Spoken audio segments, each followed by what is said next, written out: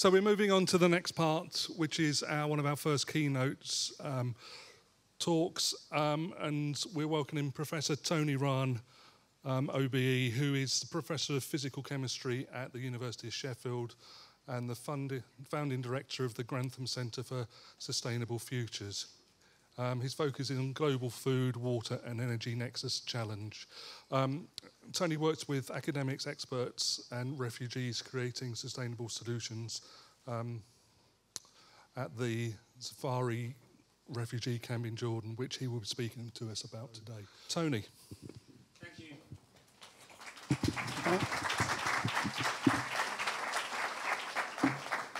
And thank you for the kind introduction.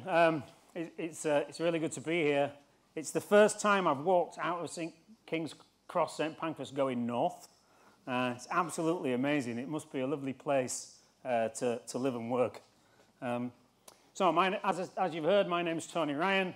I added a word to the title of my talk because it's Serendipity, Science and Refugees, and how we've gone about co-creating a sustainable livelihood. So there'll be a little bit of kind of technical stuff, a little bit of maker stuff, but I wanted to tell you why I'm here. So I'm a researcher.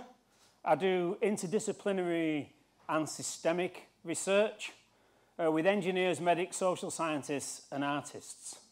But the real reason I'm here is I wouldn't have any of my degrees if it wasn't for technicians.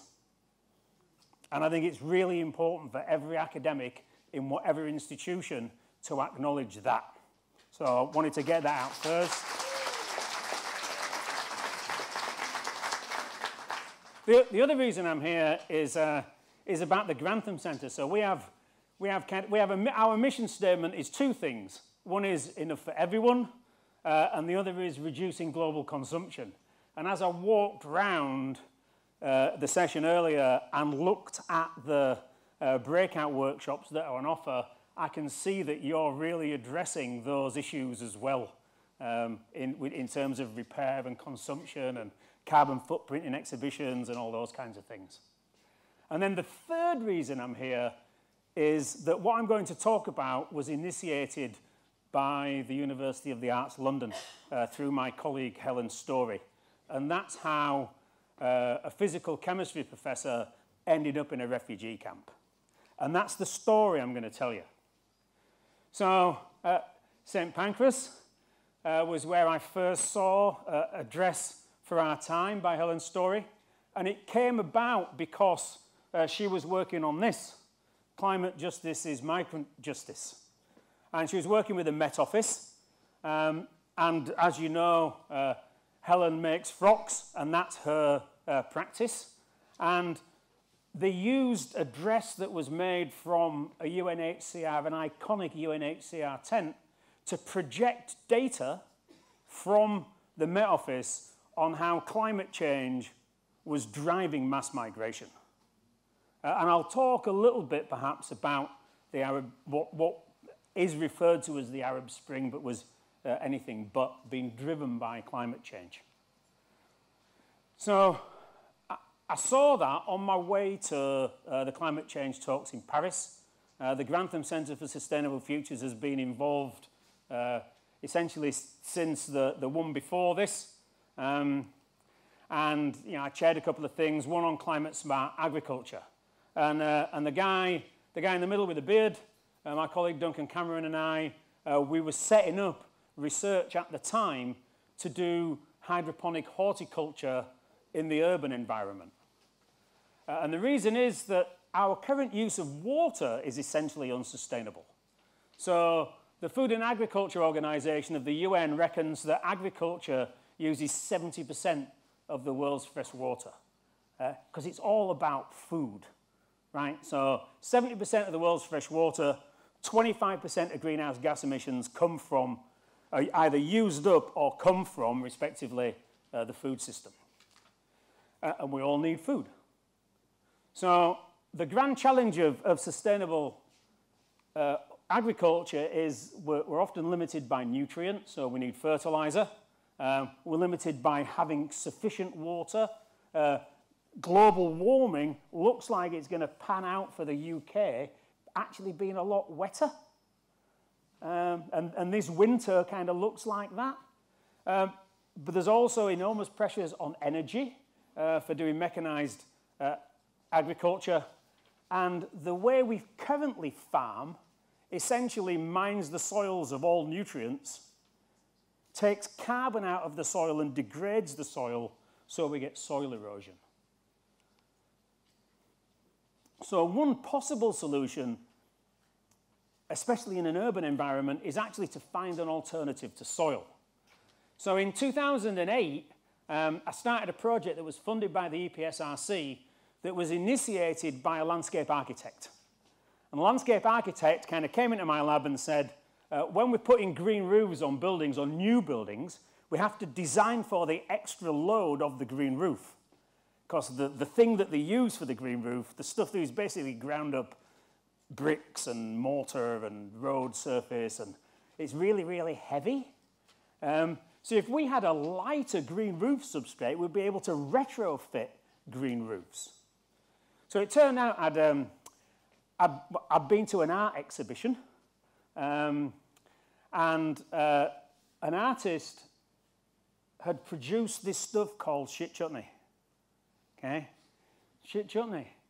Well, why shit chutney? Well, shit chutney works by, if you go to a sewage farm and there are those big cakes of solid that have been separated and they're lifted to the side to dry, then the symbiosis between the animal that's consumed the fruit means that the seeds are provided with the nutrient to germinate. So at the sewage works, the tomatoes do their thing. Their seeds have been spread by human beings and they grow. This artist harvested the tomatoes from the sewage farm and made shit chutney. And I bought a bottle of shit chutney. And next to it was actually a landfill site. And on the landfill site, I noticed that there were some plants growing out of polyurethane foam. And I did my PhD on polyurethane foam, and I'd never thought of growing plants in it. So this project, to put green roofs on buildings using polyurethane foam, and there's a thin layer of that in the seats you're sat on now, was the first piece of serendipity. And these are from, I think I took this photo 10 years later. It had worked. We'd not managed to commercialize it, and the experiment had been left in the back of the experimental greenhouse. The polypropylene box we'd made the foam in had degraded because of ultraviolet light. The foam was still there, and I don't suppose, can we turn these front set of lights off so the slides don't wash out so much? Because you can actually see in those photographs the roots are poking through the foam. The foam has been colonized by the plants, and the plants are now making their own soil. And these plants, they're alpine plants, they've had nothing done to them for a decade. Bit of bird poo, it's rained, they've made their own soil. So you can grow stuff that's not in soil. And if at lunch we have salad, then it's highly likely that in March in the UK, the tomatoes, the cucumbers, the aubergine, the pepper will have been grown hydroponically. I am going to sound like a professor now. Okay, so I'm going to explain where the word comes from because it's Greek, because you have to sound clever, right? So hydro, water, ponos, work. And in hydroponics, the water does the work, essentially of the farmer, and brings all the nutrients to the plant. And the growing media, its role is just to keep the plants upright. So here's lettuce growing on polystyrene foam that's floating over a deep water tank of nutrient. And the lettuce is really good, really clean, the roots are clean. And if you buy a lettuce and you can eat it straight from the bag without washing any soil out of it or picking any slugs out of it, highly likely it was grown this way. Tomatoes, beautiful looking tomatoes, all the same size, all the same degree of ripeness, are grown in these bags that are filled with mineral wool. And the plants grow up, but they're held up on a wire, and as the plant grows, the plant's actually lowered and the stem is coiled so that the tomatoes ripen at shoulder height for ease of picking. Okay? So that's how big tomato factories work. And they're either grown in mineral wool or on clay balls on vermiculite. Sometimes they're grown on organic substrates, coconut coir, wood chip. That brings with it its own problems. So we were looking for an alternative that had the organic, biodegradable nature to get away from the mineral product that came with all sorts of waste disposal issues. So this young chap, Harry Wright, got his PhD in 2020 on foam hydroponics and has led to a whole host of crazy things back at Sheffield. Told you I did my PhD on polyurethane. Okay. So if you looked inside your chair with an electron microscope, you'd see a foam with holes in that are about 1 millimeter in diameter. And those holes are continuous, and that allows the roots to grow. And if you get the properties of the polymer right, then it'll be hydrophilic and it'll soak up water and release nutrient. But inside the foam, there's a structure at about the 10 nanometer length scale. That's 1/100th of the diameter of a human hair, the kind of the SI unit of nanotechnology. And you can mess with that chemistry to control how the polyurethane deals with water and deals with nutrient. And that's essentially what we did. So here's a bunch of plants growing in polyurethane foam. They're in little pots. They've been germinated in the foam. The rule in the lab is if it's legal, you can grow it in the lab. If it's illegal, you have to grow it at home. Okay. And we've not had anyone arrested yet, but we do have good parties. So, 2016, this dress had been to the Houses of Parliament. It had been to the Geneva headquarters of the UN. It had been across to New York and was there when Barack Obama made his last speech to the UN, and Helen went with the dress. And they asked her, because it had been such a success for the UN, to come back to the Za'Atari refugee camp from whence the dress had come. But getting a dress out was difficult enough. They were never going to get the dress back. So she said, well, I'm a dress designer. Don't know what use I'll be. Can I fetch my pet scientist? Okay, so I went instead of the dress. So we went to Za'Atari. Our first visit was in 2016, the year after the climate change talks in Paris. The civil war in Syria had been going on for 4 years. Za'Atari is 12 kilometers from the Syrian border. The UAL insurance policy was phenomenal. We even had a satellite phone in case we got kidnapped. We've both since been dozens of times, and actually Helen spent a year as artist in residence at the refugee camp. But the interesting thing about it is, so here's a picture of the camp. It's no longer tents. People now live in what are called caravans. They're essentially containers, and make as much of a home out of them as they can. And they've come from Dara. So Dara's just across the border. They fled across the border. And Dara is part of the Fertile Crescent that you heard about when you kind of studied history and geography at school. It's where the cradle of civilization, where farming started. And it's a really fertile place. And everyone who lives in Dara is a farmer. Doesn't matter whether they're a pizza deliverer, yeah, whether they're a dentist, a doctor, whether they're a technician, they all farm. They all live essentially on a compound with an allotment. And it's really important. So it's home to 80,000 people. It's the second biggest conurbation in Jordan. There are 3,000 births a year. There are kids in there that have never lived anywhere else who are now approaching their 12th birthday.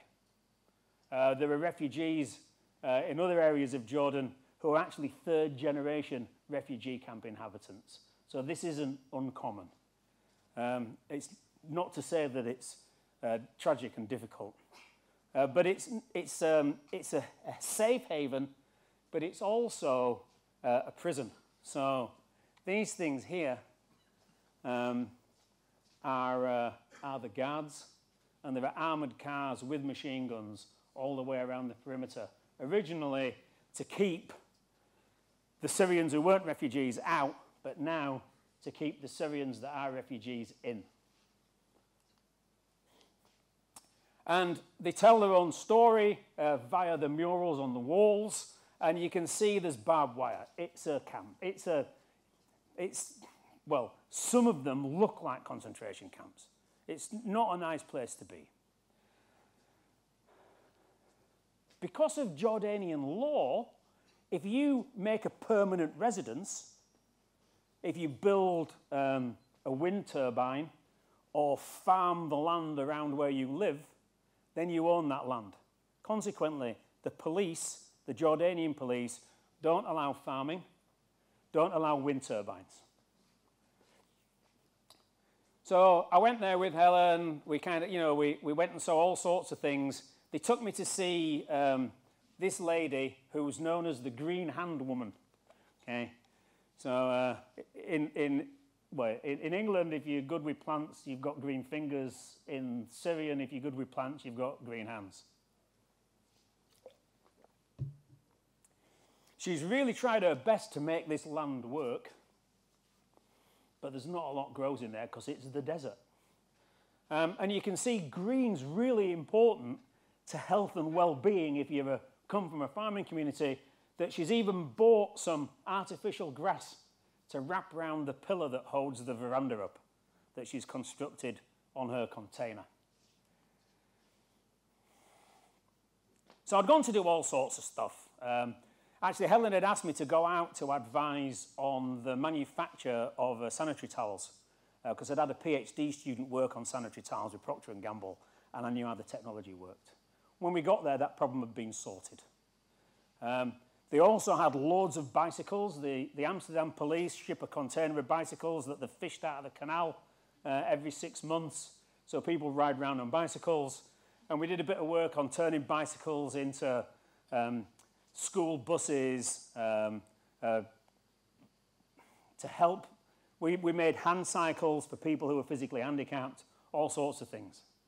But the thing that really stuck was they took me into this warehouse and said, we've no idea what to do with these.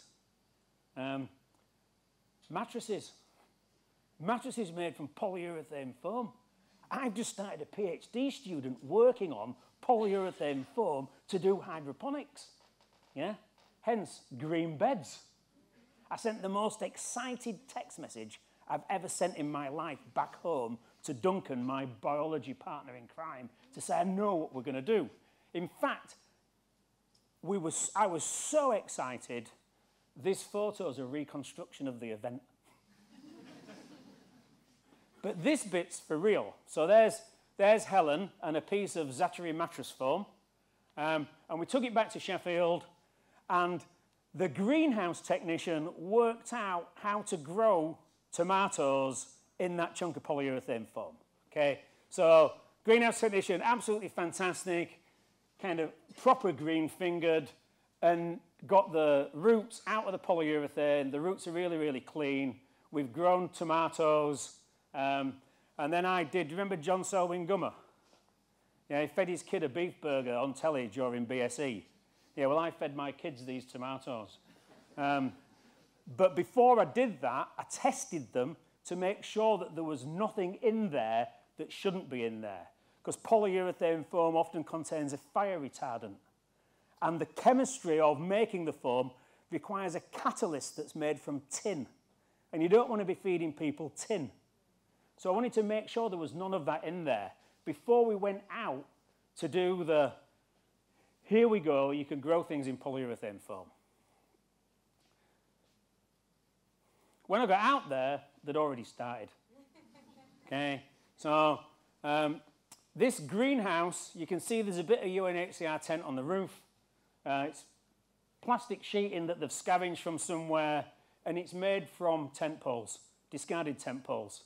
All of the drain pipe is discarded drain pipe, and the metalwork, the girdering, has been another building before it became this.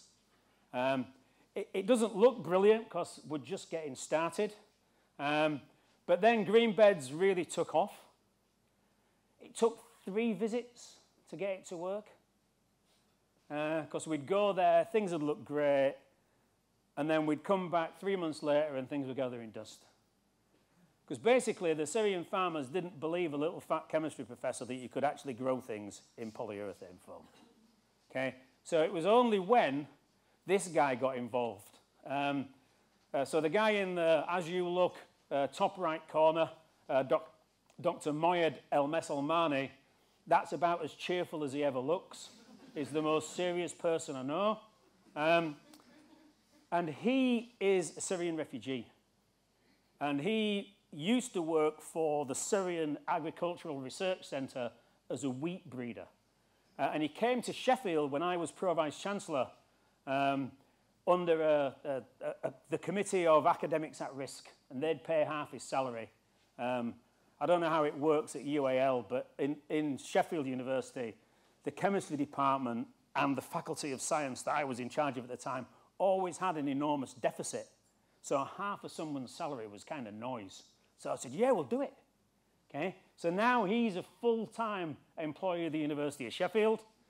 And because he's Syrian, and because he's Dr. Moyed, then all the other Syrians believed him when they wouldn't believe me. Right? And now we've grown all sorts of things. Cabbage, beans. In fact, they even repurposed one of the school buses as a travelling hydroponics workshop. And okay, you can see Helen Story from London College of Fashion in the middle of that photo. The other key thing was Abu Wissam. Abu Wissam, back in Darrow, was an engineer. And he's absolutely brilliant with his hands. He's good at electronics. He's good at mechanical engineering. And he grows stuff. And through them and the training they've done, I've discovered what co-creation really means. Okay? So one time we're there, so we've always, you know, I've got, I don't know, 1,000 pictures on my phone in WhatsApp of various people showing me what they've grown with a thumbs up like this. And you'll see some of them shortly. Okay? But this picture here, this was one that kind of made me realize stuff was working. So this is a polyurethane foam with a mint plant in it, okay? And it's a yogurt pot in another yogurt pot with a soap dispenser pump, okay? And in Arabic culture, mint tea is kind of really important. I've learned to love mint tea. And every time this person took a piece of mint to put in their tea, they used the pump to send the nutrient solution round and keep the nutrient solution aerated and get the plants to grow. Imagine if you could buy one of those in the Waitrose around the corner. They'd fly off the shelves, right? So this is co-creation really working.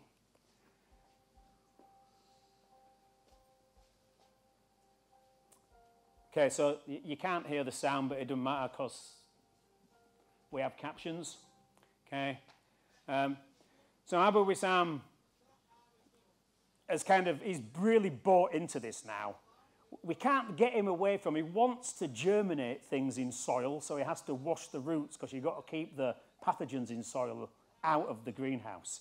But he's learned to grow pretty much anything and everything. The one thing I've given him is this crazy idea that you can grow things in a bit of old mattress. What he's given us is all sorts of technology of how to do hydroponics dirty, how to do hydroponics in an atmosphere that's not aseptic. You don't have to put on a hair bonnet and a suit to go into his greenhouse. You can just wander in. And now we've trained more than 3,000 refugees. And when I say we've trained more than 3,000 refugees, we've trained about 100. And we've trained the trainers. And now they train themselves. So in 2019, I'm on my way back over, and they were too excited. They couldn't keep a secret. So they told me that they were going to harvest the lettuce. So this is Modar and Maya and Abu Wassam. And they've harvested the lettuce, and they've taken it to Ali's falafel shop, which is just outside the UNHCR headquarters. And Ali's falafel shop has used our lettuce and our tomatoes to make the best falafel sandwich I've ever had. I mean, what a result for someone who's been writing research grants for 40 years to write a research grant that you can eat the produce from. Yeah, for me, that was just fantastic. And now we've grown all sorts of things. So, like I say, I have loads of pictures of plants. So this greenhouse is basically, as you come into the UNHQ on site, there's a greenhouse there as a demo for all the political visitors who come through, and they grew chilies. They know how much I'm a big fan of reuse and recycling, so they bottled some chilies for me in PET water bottles, and they were taken off me when I got to Heathrow. So here's my mate Abu Wissam. So he lets me ride his bike around the site. This is kind of another massive change. When we went there 3 years previously, Helen and I weren't allowed out of the sight of a UNHCR person and a policeman. Now, I can ride around the refugee camp on a bike and people wave. Right? I mean, we've become that familiar and that free there. And yeah, here he is with his thumbs up, wearing his Grantham Centre t-shirt, because Moyed shouts at him all the time to wear his Grantham Centre t-shirt. I couldn't work out at first why... so I'll show you some more Abus, okay? Couldn't work out why is everyone called Abu? Okay, so I asked. And it's a beautiful thing about kind of working in this cross-disciplinary, cross-cultural way. It means father of, right? His name's not Wessam. That's his firstborn's name. And when you're firstborn, you become the father of. So they're all called father of, and it's just a great celebration of the kind of intercultural difference. They've not started calling me Abu Maria yet, but I'm sure they will. And Abu Wissam always has something new to show me. So I went there back in 2019 with a BBC film crew, and he'd started doing the deep water culture, like you saw the lettuces earlier, the commercial lettuces. And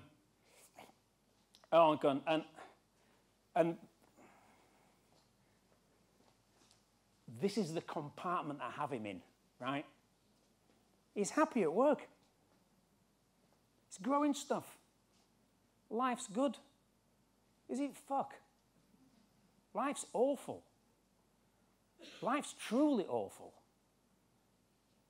And that's the problem with the compartment. So because the film crew came and they wanted to go to his house, I'd never been to his house where he lived, because he lives in a container, and they've done their best to make what they can out of that container, and are, as a group of people, are the most generous people and the kindest people I've ever met. But he's got a wife. He's about my age. He's Abu Wissam. He's got a wife the same age as my wife. He's got 2 daughters. I've got 2 daughters. They're about the same age. His daughters, in order to escape the refugee camp, had to go to America to be married. They weren't going to university. They weren't going out shopping.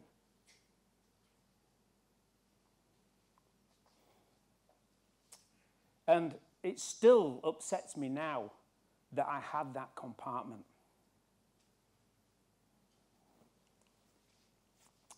So, lockdown came. I'll tell you a little bit about what happened in lockdown towards the end, but lockdown came and they'd already built this massive innovation centre, as they called it, with a big green wall. I think in this case it's growing mint and chilies. And because it was next to the IT part, the IT maker space, it was all computer controlled. Switching on and off, the irrigation, everything. And so when it shut down, those plants grew all the way to the door because they were looked after by the IT, even though the people couldn't go in. In Helen's place, we had a strawberry farm outside a nursery, so the kids could come out and pick strawberries. And again, yeah, you've heard, you know, mint is a real important thing. So during lockdown, we did loads of online training, kind of internal, in-camp online training, by people in camp training other people in camp online how to grow hydroponics. And they started building home hydroponic systems. Just like you started gardening during lockdown, so did they. And it's been great to see those develop. Then Eid Mubarak, Abu Wissam and Om Modar, mother of Modar. Okay? So they sent me an Eid Mubarak photo with a harvest of multicoloured cherry tomatoes. And I think that is actually at the back of the nursery. And then in November 22, I got to go back for the first time after lockdown. And you can see kind of how happy we all were to see each other in our Grantham Centre T-shirts. So that's Abu Wissam, Abu Muhammad, and Abu Marwan. And I have maybe 10 Arabic words at most. They're getting more and more English words. I've kind of hit my threshold now. I can please and thank you. And that's about it. But it's just great to be back together. During lockdown, Abu Wissam had built a nursery. We used to buy seedlings. Now we don't even buy seeds. So all the seeds are propagated from the previous year's harvest. So if you've been trained by the trainers, the trainers, you get a starter kit. You come back and show your starter kit's worked, you've grown stuff, and then you get more supplies. And essentially, that's what we fund. So this project is funded by £300,000 of donations from the University of Sheffield's alumni. And essentially, we fund the consumables, and we pay these three guys, Anom, Moda, and Maya. So there's his nursery, all sorts of technical innovations in there, a wheel to aerate the nutrient underneath the deep water culture plants. And then Maya took me to meet Marwan of Abu Marwan fame. Okay, so there's Marwan, and obviously he's seen his dad have his photo taken like this, holding whatever he's grown. So that's the way he greets me, and it's absolutely fantastic. And then I went back earlier this month. So I was there in beginning of March. Laura will tell you, my role normally in research projects is to coordinate writing the grant, win the money, and then spend hours and hours and hours fighting bureaucrats, administrators, the police to get the work done. So I spend a load of time when I'm there, often in a suit and tie, whilst everyone else is on camp doing stuff. And it's really, really frustrating. So this time, I got to go on camp. They showed me their recent innovations, so we're going to try this new way of tomato production this summer. We had another filmmaker with us because I've got another donor on hand who I'm hoping is going to stump up another 300 grand to build farms outside of the camp. So now we have all these trained people, but they have no capital. Yeah, they can't be farmers because they don't have a farm. So hopefully we'll be able to get donors to set them up with the capital of a farm and a workers' cooperative so that they can then grow the farming business with all the trained people from inside the refugee camp. We harvested a bunch of winter tomatoes just so we had stuff for lunch. And my special treat was a day of making, right? So we built in the back of someone's caravan a 40-pot hydroponic system. So that's obviously the end point, yeah? There's a big bucket in here that has the nutrient solution, and then that goes, well, it goes up that pipe that I'm drilling the holes in, yeah, so it drip irrigates into the pot, and then the nutrient solution is returned to the central pipe and back to the tank. One fill of the tank will feed 40 tomato plants to fruition. It uses about 10% of the water that growing tomatoes in the ground would use, so it's absolutely viable. This is kind of the next scale up. I think this is a 72-pot system. Again, you can see it's pretty much the same other than the floor's clean. This greenhouse produced half a ton, 500 kilograms of tomatoes out of 70 pots in just over 10 weeks. And tomatoes are a summer crop, so you can see the plants and some of the harvest. Yeah, you could certainly sell those in Waitrose. And it's being converted to cucumber production, and it'll produce about 300 kilograms of cucumbers, of baby cucumbers, in the spring before we replant for tomatoes. And they're not using polyurethane foam anymore because there isn't any. So now they're using pumice, essentially. So the pots have coarse pumice, a fabric membrane to stop the fine pumice from blocking the drainage holes. And we have that technology really well worked out, so well worked out that I'm going to build one in my garden. And we'll see if the professor can make plants grow, because I'm only any good at talking about it and eating the stuff. So I am going to find out. And the refugees tell their story in their murals. So as you drive in to camp, this is the first thing you see if you've come in as a visitor. You kind of park outside this mural, and it has the solar panels, it has a relic of a tent, it has caravans, and it has hydroponics. Because hydroponics has filled people's lives. And actually, the food is the least important thing. Because you don't get enough calories to feed your family. You get a bit of fruit and veg, you get herbs.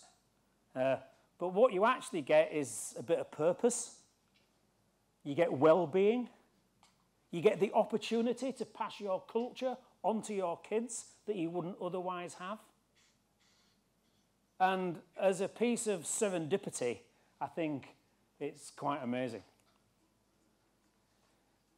So it's, yeah, Moyed, he's always angry about these films, because the one thing you'll notice is it says UNHCR in the corner, and it doesn't say the University of Sheffield. Even though we've paid for it all and manned it all.